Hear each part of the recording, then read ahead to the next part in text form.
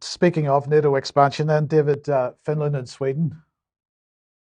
Yeah, so here we've got a piece from the NATO Parliamentary Assembly, and in case you were wondering, Mike, yes, there are 8 Ukrainians there at the NATO Parliamentary Assembly, but they don't have voting rights. They're just there as observers for the moment.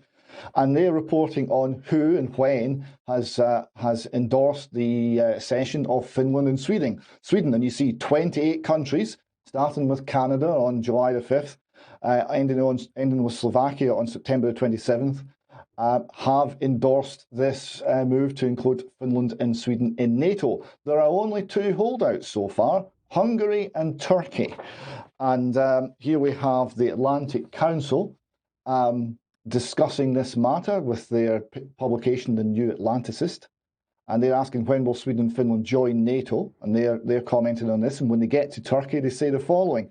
There are 3 considerations that influence the ratification of the Swedish and Finnish application. The first will be the action by the applicants to fulfil commitments made on Turkish security and counter-terrorism.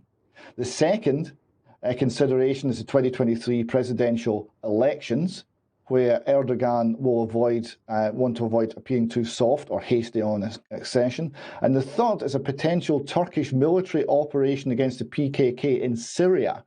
Having the accession process ongoing but not yet complete will Western criticism of such an operation, but there will be a point at which a perceived delay could conversely lead to increasing Western frustration and pressure. So that gives you an example of the geopolitical games that are currently being played over the expansion of NATO, although we are, it should be pointed out, 28/30ths of the way to having Finland and Sweden in NATO.